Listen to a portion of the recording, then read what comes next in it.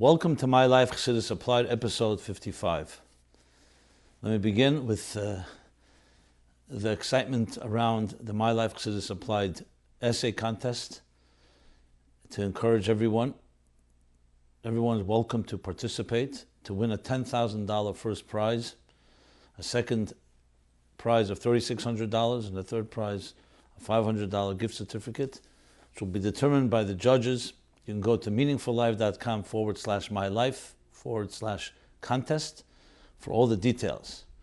But briefly, because people have asked the questions, let me just sum up the whole purpose of the contest, the objective, and the essential outline, which you can read more of the details in the guidelines, which you must read actually, if you really want to submit and be accepted, is the following.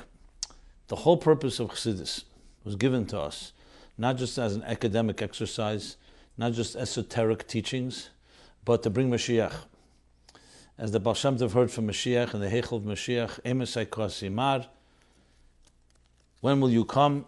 Baal Shem Tov asked Mashiach, he said, Kishiyafutsu ma'nosecha chutza.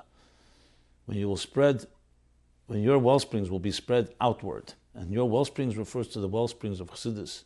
This became the driving mission of all Chassidus Klolis and Chassidus Chabad, Yafutsu ma'nosecha chutza, which essentially means to distribute the wellsprings of Chassidus chutza to the outer, and the Rebbe makes it clear, to the outermost dimensions, which means to make Chassidus not just a limud, a lesson, but a living experience. The purpose of this essay contest, like the purpose of this whole series, MyLife, Chassidus Applied, is to apply a maimer Chassidus. Anything from the 7 Chabad Rabbeim to a real practical challenge or issue of our lives in contemporary times, in a way that every person reading it, even without any prior knowledge, can appreciate and say, wow, this is an amazing insight, this is an amazing method, something I can live with, something I can address whatever challenge this particular essay addresses. So it's really straightforward in that sense. We've left enough latitude for people to use their creativity in how to do this and what topic to choose and which mimer to apply it to. You can begin with a problem and then go look for Chassidus for an answer. You can go the other way around. You can start with a mimer Chassidus or a sikha or something from the Rabbeim and then apply that. But either way, it has to be grounded in a source, so it's not just anybody's psychobabble. On the other hand, it has to be applied and not just a translation. And therefore, there's a lot of room for people's different styles. And frankly, as I've said a number of times, this is not about the worst the poor competing with the best. Everybody, I believe, is capable of doing it if you apply yourself, because you're really just addressing a real issue. Remember, Tanya says clearly that all of Tanya is l'kutei eitzes, it's eitzes in Avedis Hashem, to all challenges we may have. The same thing with Chassidus in general. The fact that many of us have not done it this way or not learned it this way doesn't take away from the importance of doing it as such. Because at the end of the day, Chassidus is a viable blueprint of how to live our lives. Now, some people say, well, Chassidus is about Gili Elikus, you're learning about Elikus. But what is Elikus? Elikus is the driving engine, the heartbeat of existence. God put this world into place. He created it according to His plan, created a human being in the divine image.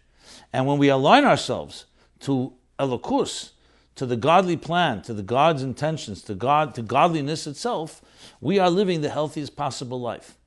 So when Chassidus talks about what Kesed is, what the Spheres are, the Elam is the worlds, Tzimtzum, Kav, Rishimu, Teyu, Tikkun, the levels before the Tzimtzum, all the levels, Ma, Ban, Patsufim, Parsois, you name it, you're all talking about the picture, the blueprint of existence on a spiritual level, which is all meant to be nishtalshul mehem, from that evolved the reality that we have. So every detail in Chassidus can be applied. You can take any level and say, what is its application to our lives today?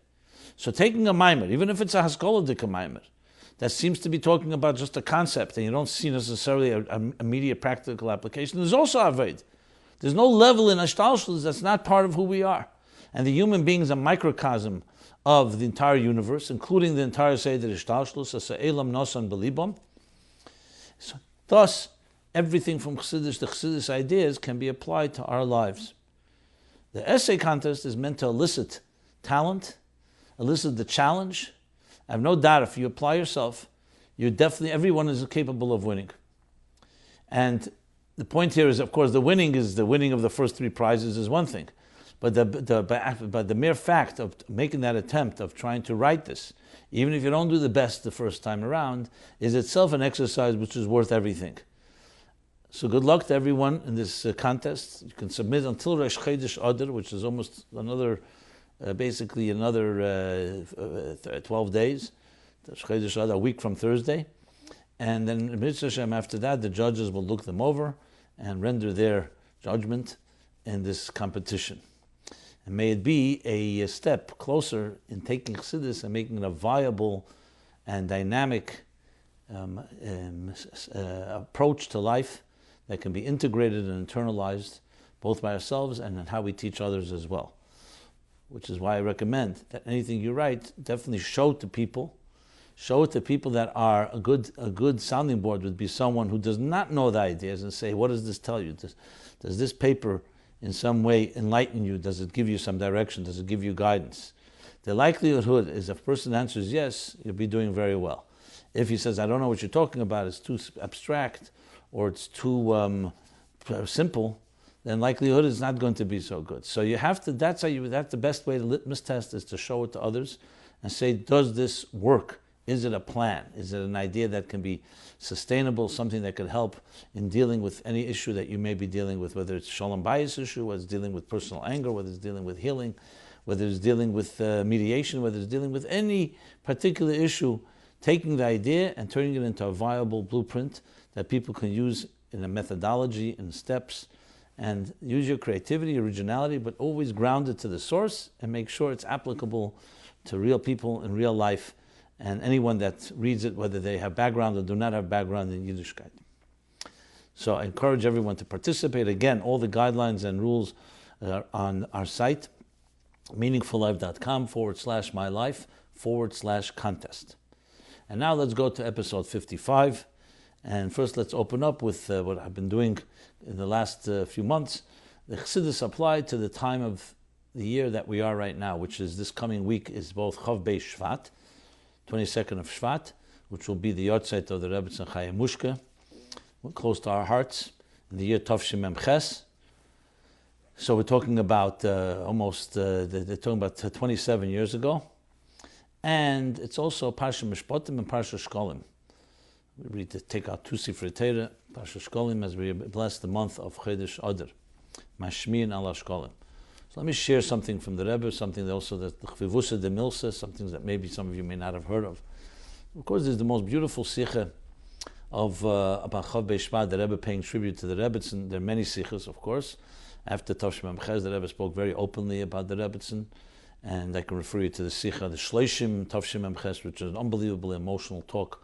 How the Rebbe spoke, you could see himself literally in a very kavyochel, so to speak, vulnerable type of expression.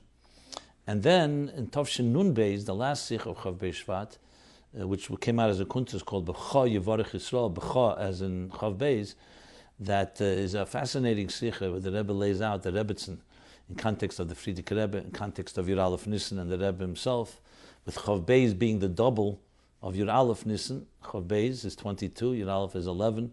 The Rebbe explaining the connection of Yud and Yud Aleph, Yud being the structure of existence, Yud Aleph being beyond structure. And the chibur of the two, Yud and Yud Aleph Shvat, in the year Tavshin Yud and Tavshin Yud Aleph, is this Der Hashvi, which is connecting a lakus that's higher than existence, transcendent, divine, into integrating it into the structure of existence, into the Yud, into the 10 spheres, connecting it, of course, to the Rebbetzin and to the different kufis and periods. So fascinating sikha is printed in Sefer HaSichas Tavshin Nun Beis, volume 2, page page 344. Additionally, the Rebbe gave this out. It had like a pinkish, a lavender type of color, lavender I should say, and the Rebbe gave it out, everyone hand, with $5. And there's a hod at the end of the sikha that says 5 chomish is Rosh Tevis, of course, of the Rebbetzин's name, Chaim Mushka Schneerson. And you could see how dear it was, and this is one of the last kontresim the Rebbe gave out, connection to the Rebbetzin's Chof Beis Shvat. So I want to chazer over and repeat. I had the schus to prepare the sikha, And the Sikha, the Rebbe speaks about a number of things. Of course, I just mentioned a few of them, but bring it down to a little more Chassidus Applied, how it applies to all of us. The Rebbe spoke about Dira B'Tachtenim. You could see he was speaking in a way about himself and the Rebbetzin, and essentially which is reflective of every husband and wife. Of course, the Rebbetzin on their level. And that when Hashem's desire to have a Dira B'Tachtenim, it's reflected in the Dira that each of us creates in this world, in our personal homes. It mirrors the divine home, the larger home, of transforming the material world into a divine abode where God dwells and God feels comfortable. So the Rebbe said in Adira B'Tachtenim, in Adira there's two things. One thing is providing shelter, protecting from the elements, protecting from the outside influences, and creating a home that you can have a roof over your head and have shelter. But that is the bare bones of a home. You could live also in a barn. You could have a shtal, a barn, or just a log cabin. Then there's a dira noah that the Gemara makes clear. Dira noah marchiva daita shalodam. A dira noah is a beautiful home, a warm home, a home filled with vitality, and that's marchiva daita shalodam. It expands a human being's mind, because it's not just a home of protecting from the elements. It's not just surmara. It's also an environment that's conducive to growth and das, and growth of das, and growth in emotionally, and so on. And we all know a home, you could come into a home and you just have the stark elements, so good, you have shelter. But it's a far different thing when you come into a home that you feel warmth, you feel chayes and children running around, you feel a sense of life and vitality. So the Rebbe said that a man, his main role is building the main framework of the home. And it's the woman that brings in the dira noah, isha noah. Beautiful woman brings beauty. That's her tchuna, her personality and feature to bring warmth into the home. And she has the kush that she's called akeres habayis, the foundation of the home. That's not just the bare necessities. You don't call the man ikar habayis. You say the woman is akeres habayis, the foundation of the home. I believe I shared here once, there was a woman in the Yechidus by the Rebbe, and the Rebbe was asking her if she's helping her husband in the shlichus that he does. She says yes, but you know something? She already opened her heart to the Rebbe, like you speak to a father. She said, but everybody always compliments my husband. He's always the center of attention. I'm always second fiddle, and I appreciate. I do my work faithfully, but sometimes it bothers you. You don't feel that anyone compliments you. So the Rebbe acknowledged and said it's true. People do not compliment. It's not nice, not appropriate.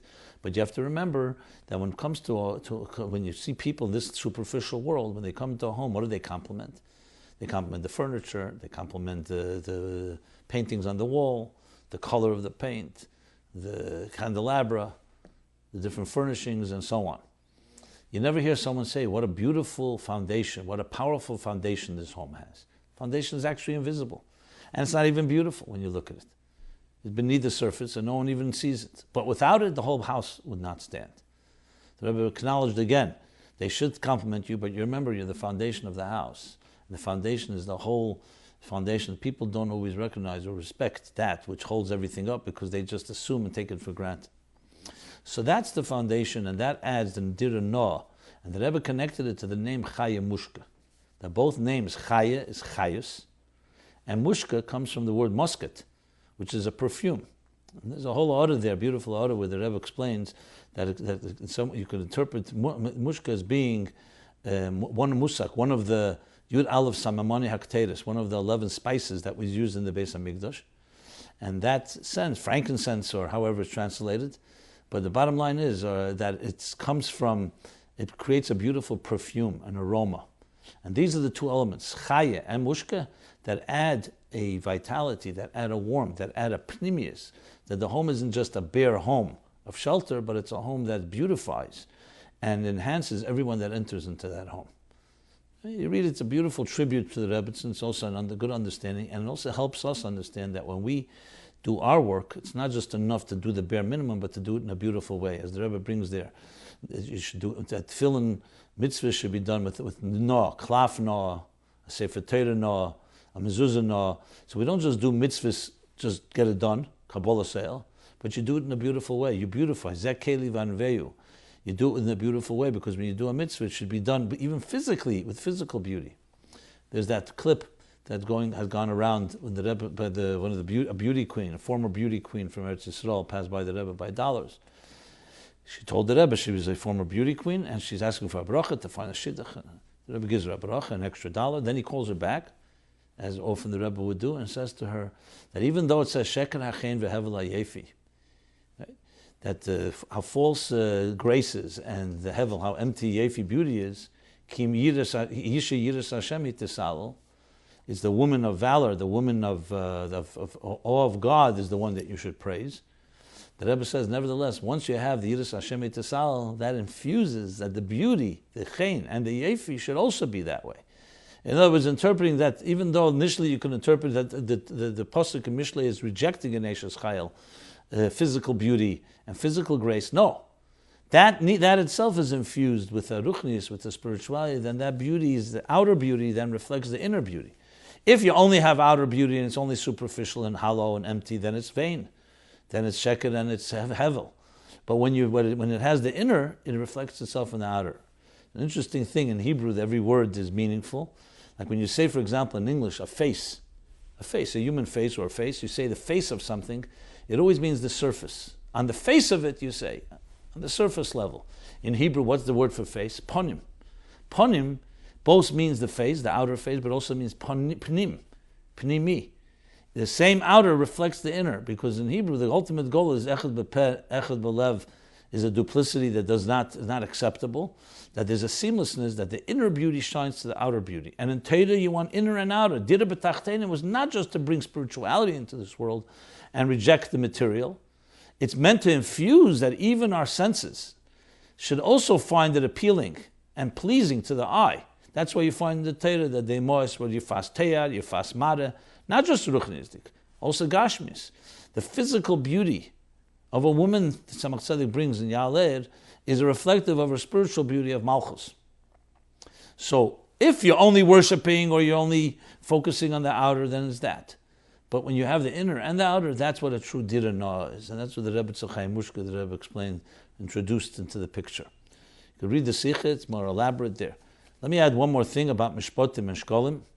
So there's many Sikhs of the Rebbe on this topic, many Maimonic Chassidus, but particularly a few come to mind that I'd like to mention quickly, and again give something of it's always aim-based medrash below chiddush, that to have something that not chiddush of mine, but to something that maybe the public is not so aware of. Some stories from behind the scenes of the working in the Sikhs, from the inside, we'll call it from the back end, in the engine room. So the Tavshim Memhei was a very unique sikh about Matbeya Shel Eish, Zeh Yutnu. So what's Zeh? That Moshe Rabbeinu was confused. How could you be mechaper on a chet with giving money? So the Eibush is Hira b'mara betzboy v'emer Zeh Yutnu. Whenever it says Zeh, it means God pointed to something. What did he show him? So the Medrash and Rashi brings Matbeya Shel Eish, a flaming coin. So there's many interpretations. What's the Eisha B'zeh? The Rebbe has different explanations, the metaphor of it. But that year, the Rebbe Kochzich, and later he wrote that we didn't grasp what the real Chiddush was. That Matbeya Shleish means Kipshute Makemashmoy. That even though it's a Matbeya, made out of a matches, made out of offer, which is a mineral. What's a Matbeya? It's made out of gold or silver or something that is mineral, inanimate. It became alive like fire. Eish. Nimna ha-nimnois, two opposites. And the Rebbe wrote it, and also I believe when Rabbi Weinberg Chazed the Sikh, Motzei Shabbos on the radio, the Rebbe also emphasized the Chidush Nifla Shebezeh. So that year the Rebbe Kochzech had the Medbei actually is Shal Eish. And when a person gives Daka, they literally transform Daimim, inanimate universe, into fire, to real fire. So it wasn't just a metaphor, as many commentaries explain it, or even explained in other places in Sikhs. Later, the Sikha was later printed, the Rebbe's Magiyat, and later printed in Likutei Sikhas Chelik Chof Vav, volume 26, in the Sikha on Kisisa, on Tavshim Mem Hey, one of the Sikhas of Kisisa, you can look it up. And it's a fascinating Chiddush, especially since the Rebbe emphasized that he was Machadish something here, that the Chiddush is that ability, that usually there's a Seder Hadraga, Hishtalshalos has gradations. That, it goes from Atzilus to Bri, Yetzirah, Asiyah. Or in Ruchnius, a teacher, and the metaphor for would be a teacher who has a student, and his next student, there's a hierarchy. But the jump that from daimim should suddenly become fire, that's not a common thing. And that's what Hashem was showing Moshe Rabbeinu, that here's Zed. That's where the Chiddush was. Moshe could not come to that on his own. No human being can create that on their own. You need the Koyach HaAtzmos, a power that's beyond beyond the structure, to create and transform that one entity should suddenly become a fiery entity when by nature it's not fire. A wick is not flame. A piece of gold or silver is not fire. Fire consumes it. The fact that it can become fire is the power of a mitzvah to take a physical world and turn it into divine fire. So that's one point about that. And the second thing is that connects to another sikh, Mishpatim, also Mishpatim, Tovshin Mem Dalad. A year before that, the Rebbe spoke. As you often would, he would speak when they finished Tanya, or connected to the year of annual study of Tanya on the radio. The Rebbe often would dedicate a sikha connected from the years back in the 60s, and of course in later years as well. So Mishpatim Memdal, which is also printed in volume 26 in Likutei Sichos, page, here I have it open, page 359. Since I'm already mentioning pages, I might as well give you the other page, even though everyone can just look it up themselves. The other one with the Matbei Shalesh is page 229. Okay. Now, in the Sikha 359, Mr. Mishpatim Tovshin Mem Dalad, Tovshin Dalad Mem, it's a fascinating Sikha altogether. It's an excellent overview of Seder Ishtalshlus. And the Rebbe says that radio reflects a concept in Chassidus. So you have here Chassidus Applied, you have here a real application. The Rebbe himself takes an Indian Chassidus, as I'll explain in a moment, and applies it to what? To radio and to technology. This Sikha also, the Rebbe actually wrote the first entire Sif, the first section, is written by the Rebbe Beguf Sad Yad Kodshe. He wrote it afterwards, an envelope, sent it out to us. And then he also added another piece. At the end of the Sikha, you'll see a letter, a michtav from the Rebbe. The michtav was also written then, which the Rebbe often did, not very often, but time to time he would write something from a michtav, even though the letter was not written to someone specific, but it was written obviously in response to questions the Rebbe must have received. And that is at the end of the Sikha there. What does the Rebbe say in this Sikha? So besides the fact that this fascinating opening where he talks about how technology is a koyach adir, the Rebbe's words, an enormous, immense power in existence that you cannot say it created itself, God forbid, that this is a divine creation. Therefore technology can be a moshel for an inyan eruchnis. And the Rebbe connects it to the Maimorim, Teira Eir, the Drushim from Parsha Mishpatim, talks about the difference between what it says in Zohar, Moshe leipsik taima, by Avram psik taima, which basically means that there's no hefsek when it says Moshe, it flows, and with Avram there's a psik taima, there's like a comma, there's a space in between that divides. So Chassidus explains, Ki Avram shebebriya shebatzilus einu misug echad. Avram, as he's not Atzilus, and then he comes into Bria, it's not in the same category. Moshe, on the other hand, this is from Teirei on this week's Parsha. So Moshe, on the other hand,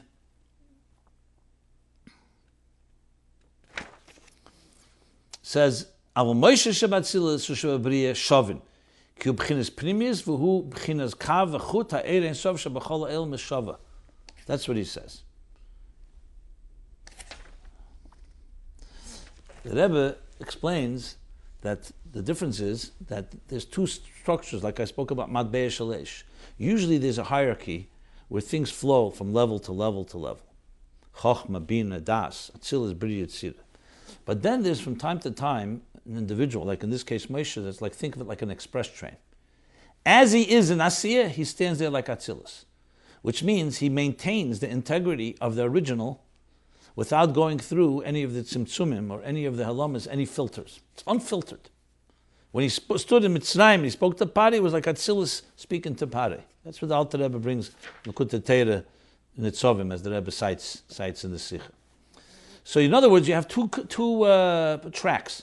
One is a regular flow track. Think of it like by the Mishkan, the walls were connected, they had a bad. Then there's the Kava Amtsoi. There was one Bria Chatichen that didn't just connect walls, it ran through the whole wall. So you have to have, like in a human being, a spine that flows from the back of the brain, from the central nervous system through the whole body. And then you have the gradations that come step by step. And in life you can find both types of elements. The Moshe Rabbeinu reflected that which so-called transcended the structure. But we also need a structure. We need a dira b'tachtein. So the Rebbe says that Moshe Psiktaim is, what do we have a mashal for in our world? Is technology. Radio.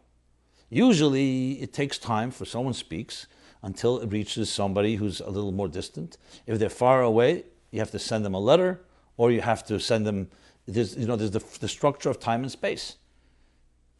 Comes technology and suddenly cuts through the time and space structure that suddenly, once upon a time, it could have taken months to get a letter from one country to another. Now, split second. So the Rebbe uses this Maimer, Psiktaim, to explain technology, which really helps us understand Achdus Hashem, that even though the world is structured by time and space and things take time and space is divided, there are forces that give us a taste and an example of something that's beyond time and space. That's the essential point there, which of course gives us fodder, gives us material to understand our own lives, that even though we live in structured life, and each of us has our day-to-day responsibilities, and ein day saying Shabbos, no two opinions are alike, and each of us has our role and our shlichus, yet there are forces that connect us all, that transcends our differences.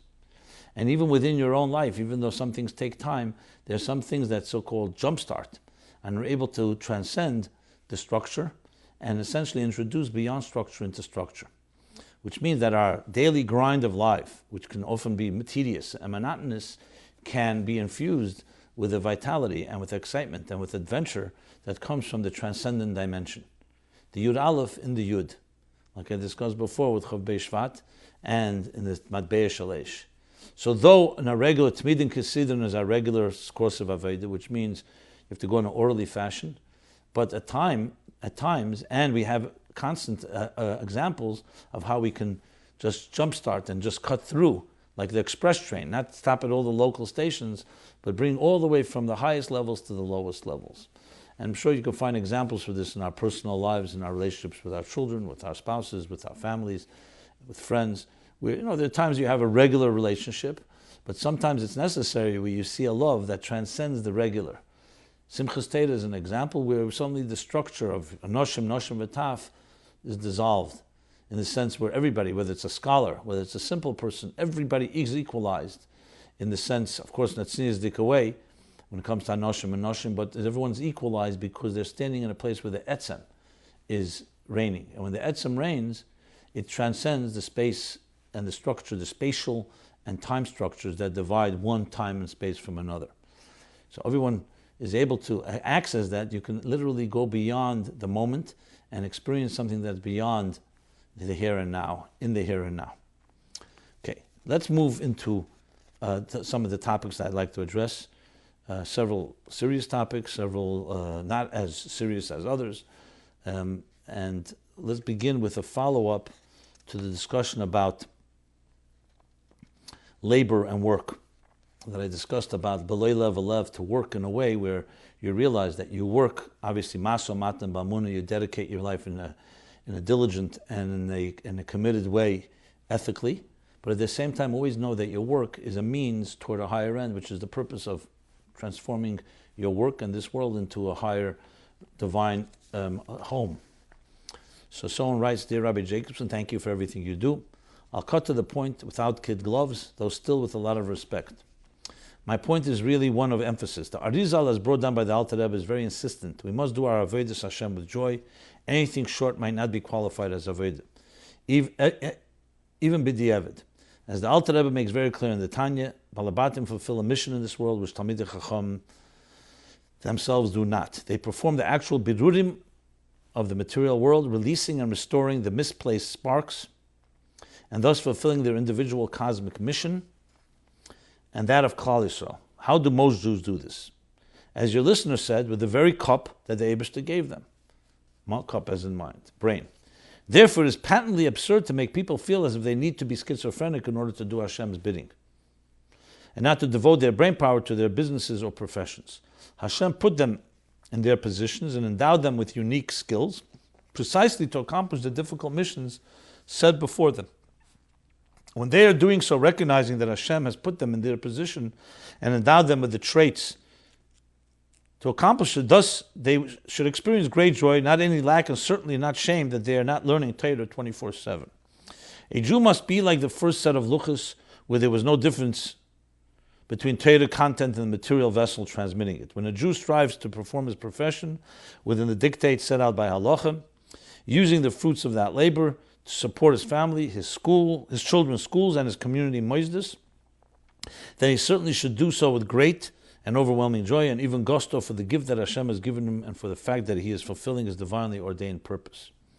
In fact, we should be educating more people to realize this so that they would not be so dismissive about getting the education needed to harness their God-given talents and their Yiddish cup, enabling them to perform their birurim to the fullest in a dignified and honest fashion within the clear and heavy constraints set out in Chesed Mishpat and elsewhere in the Torah. Okay, thank you very much. Very eloquently stated. However, let me respond to this. Also, just as you spoke without kid gloves, I'm sure reciprocity is always very healthy in that sense. And that is the following. Who decides what their shlichus in life is? Should they be a Talmid Chacham? Should they be going into business? Should they go on shlichus? Should they be going to chinuch or something else? So that's the first question.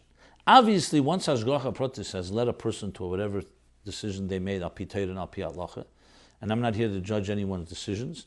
I'm sure they listened to Harav, they listened to the Rebbe, they listened to their Mashpiyim, they made the decision. But once Hashgacha Pratis lets you, of course, that's your shlichus, and that's what you have to do, b'simcha v'tuv levav.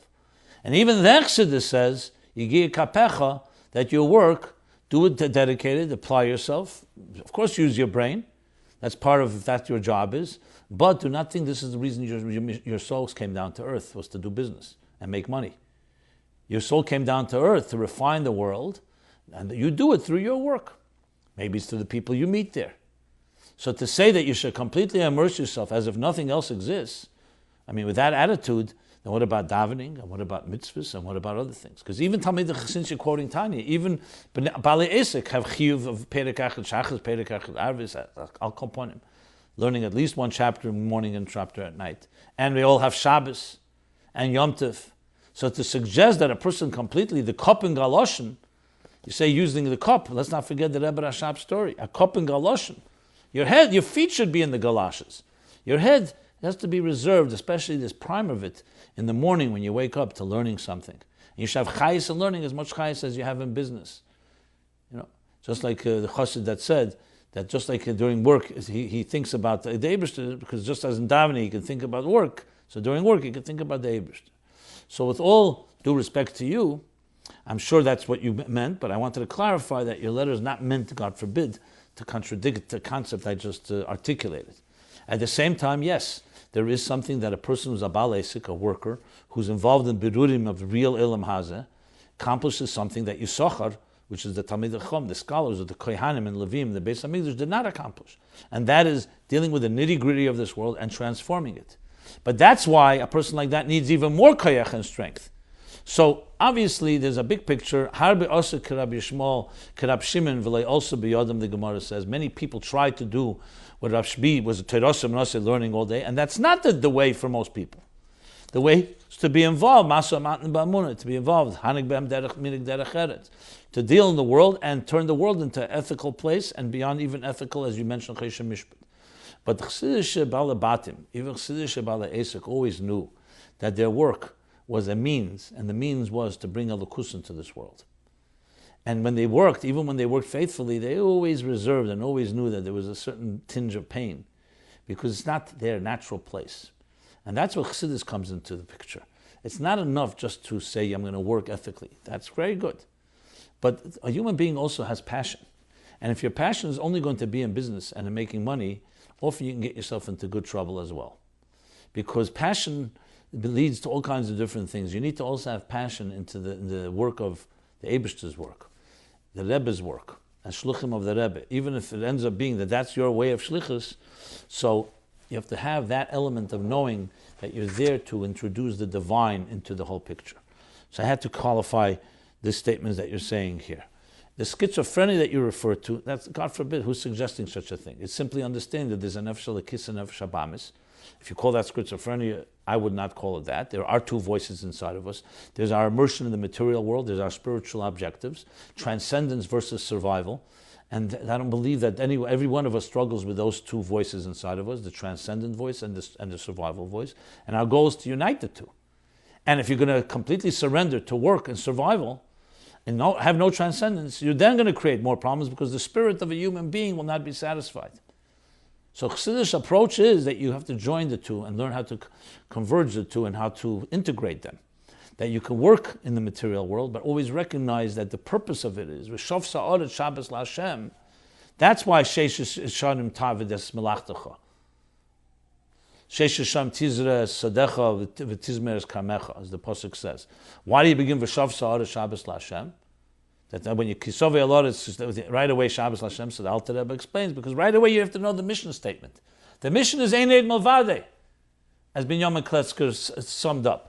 But then when you do business every month, you need to know your expenses and your income. So it's a combination and a fusion of matter and spirit. That's the ultimate objective. So I hope we're on the same page and that you didn't come to disagree with that. I'm sure you didn't. I just wanted to qualify it and also read what you've written. Thank you for that. Emotional neglect. Hello, I'm a woman and mother in Crown Heights who suffered from severe emotional neglect and harsh mental abuse. I'm constantly learning Chassidus as well as going to therapy. I'm feeling capable and managing my life. I'm not thriving though. Any suggestions? Okay, another question in that world is, can an emotionally neglected person nurture others? First of all, I would like to thank you for the series It's Doing Miracles. You should print a meaningful life geared more for Anash. What I'm writing isn't so much of a question, rather more of a sad reality being brought to light. I grew up on shlichus. Till today, my parents are considered choshev shluchim, respected by many for their accomplishments. But their greatness began and ended in the world of shlichus. Enter father, mother, home. They almost didn't exist. We always had to fit into their picture of how they wanted us to behave, and we never got attention other than when we were performing for the balabatim. I know it sounds like I'm exaggerating, but my siblings can attest to this. I'm not exaggerating. Rebbe and shlichus were used as tools for an excuse to neglect us on a personal level. On the outside, we are a perfect family, but within we are completely broken. As a newlywed, how can I be sure never to repeat my parents' mistake? Well, that's a pretty strong accusation. And being that your parents are not here to respond, I don't want to just assume that what you wrote is exactly accurate. Not that I question your intention or question, I don't believe you're exaggerating, but it would be interesting to hear what the father or mother would say about this, just simply to give fair, equal time for everybody's sides. So I'm not here to take sides here. I'm here, however, to address what you're saying. It's a good point that sometimes parents who are very dedicated to the cause can sometimes forget sometimes the personal needs of simply parents' children's needs. And in the name of the so-called higher purpose, we're all doing the cause, they think that alone can replace the nurturing. I would say that a life that has that type of purpose is clearly, definitely a life that can help elevate the children, but it can never compromise that nurture. A child needs love. You can't just say, let's go to the Chabad house and do a pu'ula, an activity. Sometimes a child simply needs that attention. That's what children are about. So we are not perfect human beings, so it's possible that parents sometimes forget. So let me address this whole issue. First of all, let's make something clear here. Every human being is responsible for themselves. Even if our parents didn't do a perfect job, that doesn't mean you can start pointing and using them as scapegoat. What you have to do as an adult is look at everything very straight in the eye, take the bull by the horns, say, okay, here are my challenges. Let me talk to somebody objective to get a clear picture and do something about it. Whatever it may be. And this is not in any way minimizing, God forbid, a person's need for acknowledging their challenges. It just means that together with the challenge, you also need to rise to the occasion. So, in that context, absolutely a person who, even though you may not have been nurtured, you can nurture. Because nurturing is your birthright. Your soul has that power. It may be more difficult because you didn't have a role model. You didn't have anyone that modeled it. But that doesn't mean you can't learn how to do it. Firstly, you can learn from the process of elimination. By not doing what was done to you if you were not nurtured. Secondly, learning from others. From women and men who have a nurturing ability. Sometimes that's why we need a mashpia. We need someone that has an example like that. But to say just because I didn't grow up with it, I cannot do it, that's not accurate. Sometimes it takes more work. That's what you can say. Regarding not to repeat your parents' mistake, well, assuming that it was a mistake or it's partially, the answer is again, not to be conscientious, to be sensitive. When you have your children, make sure you're there for them. Shlichus is not just taking care of balabatim, it's taking care of your children too. Be sensitive to them, listen to them. And that is what it comes down to.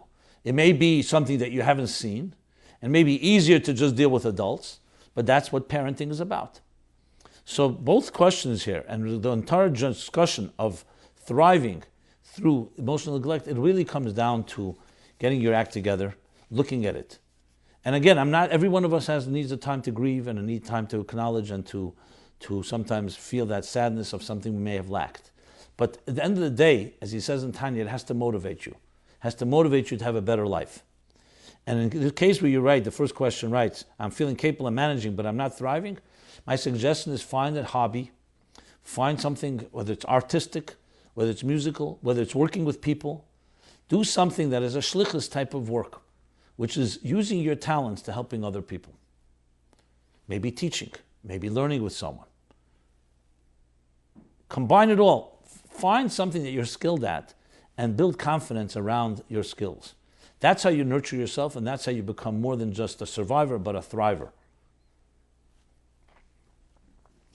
Let's go now to a more sensitive subject, which is the issue of, lack of a better word, molestation. Okay, this obviously is a topic that is going to take more than one episode to discuss. And one of the reasons I didn't discuss it earlier, even though in the earlier episodes we did discuss the topic of sexuality in general, we talked about chatas norim and the unspeakable temptations that people have, etc. Yet nevertheless, it's something that's critical to talk about. It's a painful subject, but to avoid it is absolutely unacceptable. So let me address it as best to my ability. So first, let's just address what we're talking about. How do we address the unspeakable violation of a child or adult, especially by someone trusted or in a position of authority? Intimacy is the most vulnerable place in the human psyche. When violated, it is not like a brawl with a bully, which leaves temporary bruises, but one that remains etched in the psyche and memory, leaving deep wounds, many of which can haunt one for the rest of his or her life. What is the Chassidic approach to the recovery process for victims of sexual abuse, and how should we deal with predators? Is it permitted to embarrass a person who commits such a sin for the pain and damage they caused another? Going forward, how can we best prevent future violations? And then many questions came out on this topic over the months. I'll just read a selection of several of them. What was the Rebbe's view on dealing with sexual predators?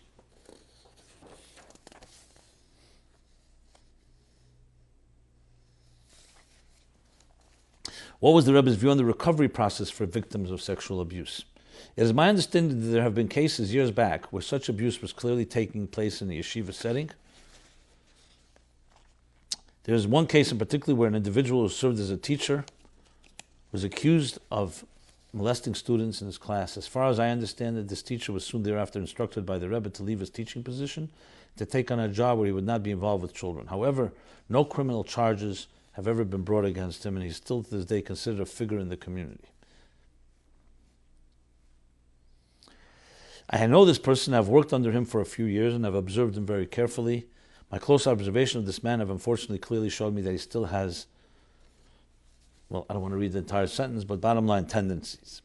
In light of the above, my real question is, where's the Rebbe been in all of this? Did he really understand the scope of damage caused by such abuse? If so, how could he have allowed almost nothing to be done about it? Okay, so now we're already getting into the Rebbe's role in this. Furthermore, there's a tshuva from the Tzemach Tzedek, Yeredeya 237, that's Reish Lamed Zayin, on this issue, which I find troubling to understand. Basically, the Tzemach Tzedek absolves someone from having done something that seemed like a molestation for an excuse that the person gave, and the Rebbe, Tzemach Tzedek ruled the rabbi should not be removed from his position as he provided a good explanation for his behavior. You can look it up yourself. I'm not going to read it in specific detail. I gave you the Maramokim. If a Rebbe is simply a wise man, then I understand how he could make a mistake about this issue, just as many others have done for many years. However, if a Rebbe is one who's the Moshe Rabbeinu of his generation with Ruach HaKodesh, can see from one side of the world to the other and can see right through the person, how could he respond to the subject in such a manner? Okay. Another 2 questions in this regard. I have been deeply pained by the news this week of the passing of a certain individual who was exposed by a certain website that publicizes alleged molesters. Do you think that they have gone too far this time? Without going into the details, they published such embarrassing personal information about the nifter's struggles and evaders that it led him to take his life. Sure, we need to find good ways to protect and educate our children, but is it really worth it if it can ruin a person's life and literally kill a person, which is what transpired this past week? Do you think this time they have gone too far? Tanya Pedic 30 teaches us, while no one has the excuse to sin, we still must be humble before everyone because we don't know that they're Yetzer Hara. Who knows the mental struggles, background, circumstances that these alleged molesters went through themselves that may have contributed them to act in their ways? Maybe they were victims and haven't gotten the proper help. Would we be any better if we were in their shoes? This website is giving them a chance to ever become part of regular society. Even if they do tshuva, they and their families will forever be ruined. Thank you for your feedback. And finally, again, just a selection. Surviving devastation of childhood and adult sex abuse. I was tricked into marriage with a rapist, not discovering a son of church leaders, not discovering this until after our firstborn was 3 months of age. Just over 1 year into our marriage, I was not supported by family or ministry. 10 years later, and near suicide, I decided to reach out and speak with someone. He came to visit with his wife and was adamant that God would never support such a relationship, and I was free to leave with our then 3 children. The marriage was absolved. My life and future has been effectively shipwrecked along with our children's. How can we be honest and real in the world while keeping such a shameful thing undisclosed? I have not found counseling able to resolve and heal this. How do I trust God again? I feel cast out, and indeed I've been gnashing my teeth and crying at night. To this day, my children have estranged themselves from me. I want to end this living death, but do not know what to do. How do we go forward to further undermine and destroy our lives and future? I am a survivor of childhood sexual abuse at the hands of a circle of neighborhood boys. And the year following the dissolution of our marriage, our baby, a son, was abused by the woman I was forced to hire as a day-home provider. Well, the nightmare goes on, as you can see. I was forced to rely on welfare for sustenance and did not allow me to continue as a stay-home mom. What does God say about such circumstance? Where to find a competent, knowledgeable therapist experienced in such devastation? I have attended the 13-week program with our local assault center to little effect, and one referral with a secular MD who does not believe in God. Please save and enlighten. This is an SOS. Please have mercy. I am not Jewish, but I have been drawn to it as I have not found help elsewhere and value the sound and direct and loving counsel you give. Thank you. God bless you. And though I said the last one more, let me read. Some things are better addressed privately. There seems to be no sense of proportion in the coverage of molestation. Is it really as common as other things that affect our society, like our children going off the derech? It's like molestation gets spoken about so often that at times it has made me wonder whether most people I know are molesters or molestees. This is not a healthy place for our society to be in, or are we really over the deep end with large numbers of so-called Chassidim hurting others, violating others? Is this what we've come to? Hashem Yirach. Okay, as you see, I didn't mince any words. The only thing I regret was I should have said that the viewer discretion advised. I should have said that before I did all this reading. So, what can I say? I'm saying it now. But at the same time, I have no regret of reading it because it's important to know what people's voices are being stated. So, we have limited time. I will begin the discussion right now, and we'll either discuss it further in future episodes. No one knows statistics, and I'm not here as a statistician, and no one will ever know what's going on behind closed doors and so on. We live in a world where we do not see what's going on beneath the surface. But I can tell you from my experience, it's not so uncommon, unfortunately. It's from the most tragic things in life that people can violate each other altogether, hurt each other, but especially in such a vulnerable place. And yes, the word erva, arayis, gili arayis, it means vulnerability, if you look up the roots. I'll give more details about it at another time because of time limitations. So, vulnerability, it's going into the kishkas of someone in the deepest place possible and hurting them. And when it's a child, the child has no defense. So this isn't just another issue here. And as much as our heart goes out to anyone who's done it, and I'm sure there's reasons, but the first and most important thing is to protect the innocent, to protect the defenseless, which is, I believe, and I say this without in any way proudly at all, that around 7-8 years ago, I may have been one of the first that really publicly wrote about this, because I saw the devastating damage, and I think that many people simply do not understand how devastating this effect is. At the same time, you don't want anyone becoming a victim in their own eyes and dwelling and they can't move on. So healing requires 2 steps in all healing. And this I say to those that have asked the questions of how one addresses it. To completely make believe like nothing happened, that would be great if someone can get away with that. That would be like telling a Holocaust survivor, you know what, get over it and move on. If he could do that, he would love to do that. Not have nightmares at night, not have memories, not have visions, not wonder why I survived when my brothers and sisters did not. The fact is, true violation becomes part of your psyche, whether you like it or not, and nobody wants it there. It's like a foreign alien that has occupied your mind and heart, and you want them out of your system. That's the problem with this. It isn't a one-time thing. It's not just a superficial experience. It's like someone sticking a knife inside your deepest gut and twisting it a few times, and that stays with you. So it's a wound. At the same time, you don't want to identify your life by this. Like I've said a number of times about Jews. Jews have suffered greatly, but we have not become sufferers. The goal is not to remain a victim and not even a survivor. That may be a name that we use. The goal is to become someone who knows how to reach deeper into your soul, to transcend and go beyond where the pain is and find deeper strengths and become and live a life that you deserve. Tragically, when someone violates another, they have aborted and in some ways killed a certain part inside of them. But we don't believe in Judaism that anything is killed. Nothing is irreversible. This doesn't mean that it's as if you can come to a place that it never happened. It means that you can learn to grow and thrive. So we have to have 2 sensations here, 2 feelings. First of all utter sensitivity to anyone who's been violated and hurt, and not try to dismiss it or to push it away. That's part of the problem, that a person cries out and you say to them, what are you crying about? Don't be a baby.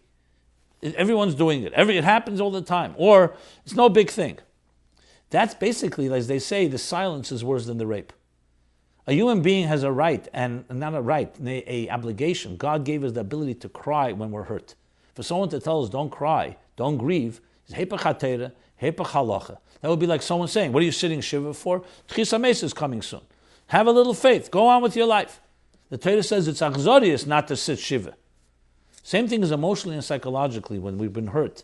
We have a right, and it's part of our healing and catharsis is to be able to express it, to find a trusting person. Because it's not just a violation of the body. It's not just a violation of the sexuality. It's a violation of trust. Who can you trust? People who've gone through, especially severe abuse, have very big difficulties with trusting, have very difficult, therefore, with marriage. So it's also generational. It impacts.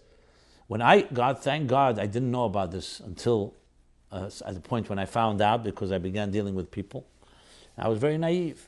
When I first heard about it in my 20s, and I suddenly saw the real impact that it has on people's lives, I realized this is it's generational. So you have to do everything possible to prevent it. Now, I believe that many people simply don't know the impact, including the molesters. If they knew that they were sticking a knife into someone's heart and say, here, go ahead and do it, they would go run for help.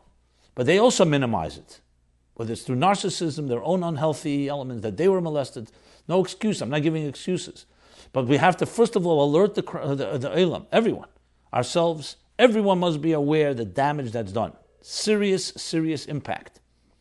And to just say, let's not deal with it, not address it, that's not going to help the situation. That would be like someone stabbed someone in their heart and say, you know what, get over it. That's not the approach that we should be taking. So the bottom line is that, number one is we have to acknowledge its effects. And zero tolerance. Zero tolerance. This destroys a human being's life. It can destroy their marriage. It can destroy their future. And I'm not exaggerating. I'm not trying to be over dramatic. Because at the same time, I don't believe we have to become so consumed with it that that's it. We're all victims. We're all hurt. We have to, however, not minimize, like any healing. Like a doctor, a patient comes into an emergency room. The first thing is, let's find out what the problem is. You don't say, there's no problem. Let's stop the bleeding, identify the problem, and then deal with it.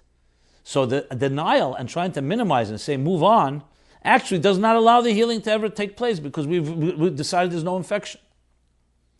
Now, as far as the Rabbeim, let me just say the following. Besides the fact that I have a soft spot for the Rebbe, as you can imagine, and I say that somewhat humorously, and we're here to be Mekayim Divrei Harav, I have no questions on the Rebbe or on the Tzemach Tzedek.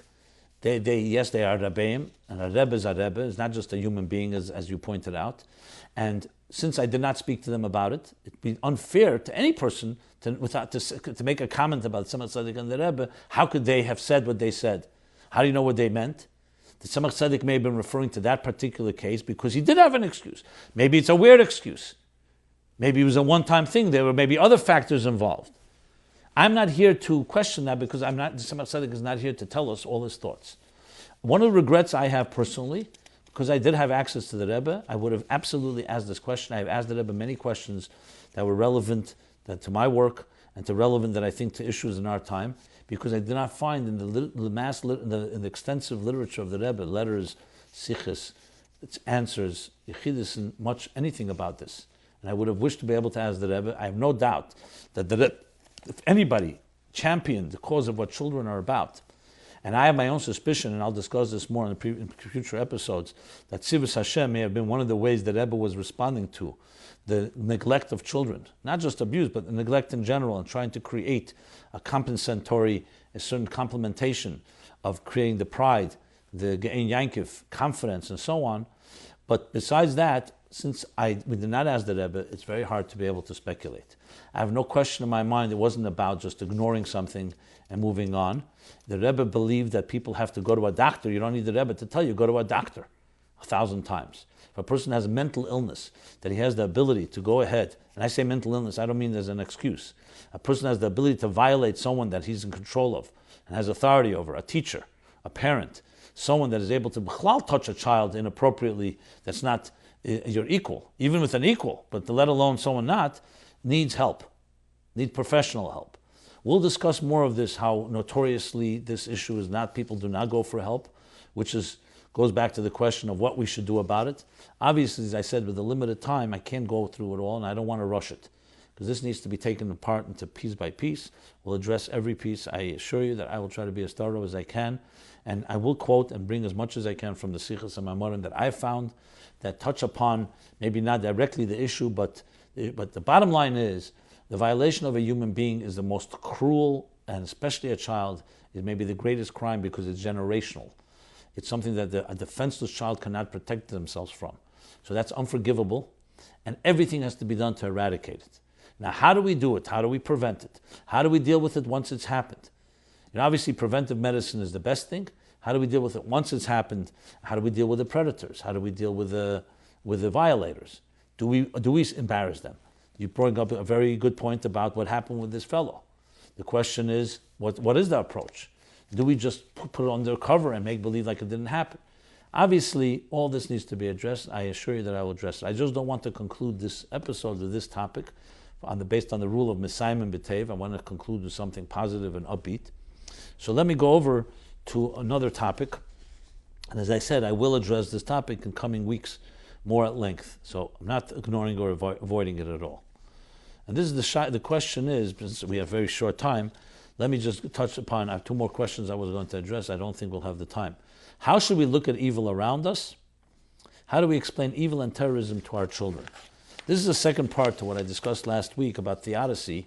There I spoke more the philosophical element of how a good God, how you reconcile goodness, how you reconcile evil in the presence of an all-encompassing and omnipresent and omnipotent divine force, which is good. But there's also the practical side. So I spoke about how Klippa begins as a heder, something God does not want. It's just protecting the shell. It's the shell that protects the fruit within. And when you begin to worship and give value to that concealment, that's when you give it power.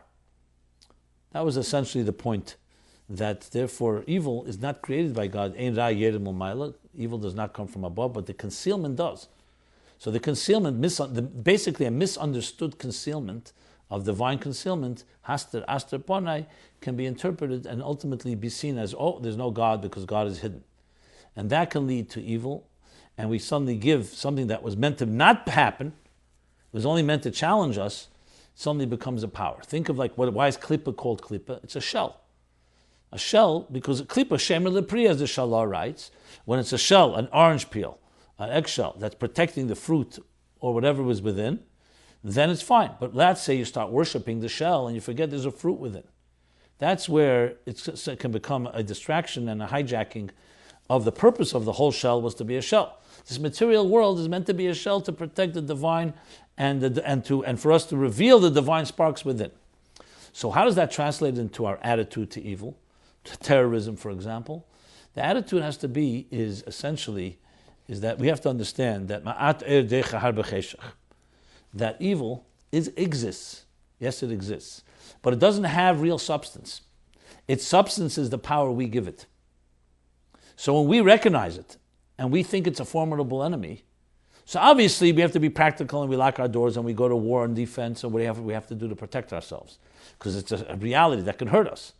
But psychologically, never think that that is more powerful than you because evil is not an equal force to good. Evil is the absence of something, not a force. It's heder. That's why it says kiseitze l'milchama aleivecha. What's kiseitze and al? It should have said kisilcham when you go to war, when you wage war. You go out to war, and you're always aleivecha, above your enemy. Why? Because the enemy was put there for you to challenge you to bring out the best in you, not as a force that's equal to you. If you give it credibility and credence of more than what it deserves, then you're empowering it. It's like the empowering fear. Fear fuels the enemy.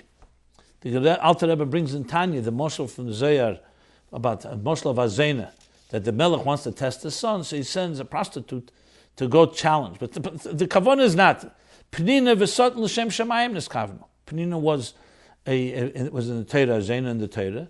There's kavanah is l'shem shamayim. The Yetzer Hara, the Shem Shemayim, Penina and Sutton coming, and don't want you to listen to them.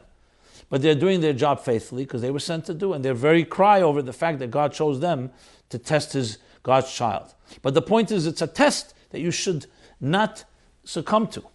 So when you give it credence, you're giving it power. The whole point of that is that you shouldn't listen to it, and that eliminates it. Shvirasan, that's when you avoid it, or you later do tshuva, you break it. That's what creates its tikkun. So there are things in life that are fueled by positive energy, and there are things in life that are fueled by negative energy. So fear of the face of evil actually fuels the evil. So knowing that it's really headed. So obviously, as I said, you have to do the practical, prudent steps to protect yourself, but the attitude has to be that it has no real power. And get rid of the absence. It's the absence of light. That's why light automatically eradicates. Because it's the light that has the power over. So there's no two forces that are equal. The kava tev and kava ra. Chaz v'shalom. Tev is always more powerful. It's permanent. It's divine. Evil is the opposite of divine. What I mean by opposite, it's since God wants good, automatically He doesn't want the opposite of good. So that gives it energy. How do we weaken that energy? By not following it and not giving into it. We have to teach our children that the world is a hostile place in many ways, and that there are challenges, and you have to be smart and know how to protect yourself, but you have to always know God runs the world. And even in the darkest moments, it's our strength and our courage and our confidence, while being practical. Yaakov Avinu prepared for war with Esav, and end up he only needed davening and appeasement, and appeasing him, a bribe for Esav. But we have to be ready. But we have to always know that we are alevecha, we're above, and kisetzu, you're going out of your essence. Your essence is beyond war.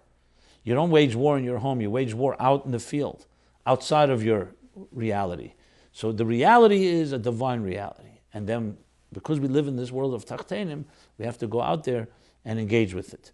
This can be explained to children as well. The Baal Shem Tov was told by his father at his deathbed, from Ganesh Meir, you should fear nothing except God. And that became his driving force. So even though there were many things to fear in this world, he did not allow fear to define him. Rabbi Yechon ben Zakkai said something similar on his deathbed to his students, where he said, "Halavai sheyeh lechem aleichem meire shamayim k'meire basar v'dam." May it be that you should fear God as much as you fear human beings. Even Rabbi Yechon ben Zakkai Talmidim were in that state, because we live in a world where there's much to fear. So, to conclude on an upbeat note, MyLife Chassidus Applied, the whole mission here is to take Chassidus and use its transformational and revolutionary ideas to transform our lives, to apply it to our lives, to whatever issue we're addressing. We're addressing sometimes painful issues, as we've touched upon, sometimes less painful, sometimes very powerful, positive messages. Chassidus is a living organism of information, guidance, direction, a blueprint for living the most meaningful life possible, most fulfilling life possible. It teaches us what makes us tick, and that when you can connect to that which makes you tick, and then you learn how to align yourself to the blueprint, to the operator's manual that God gave us of how we can be the best we can be and avoid the pitfalls that can cause us damage or impede our ability to grow and become the best and actualize why we were sent to this world.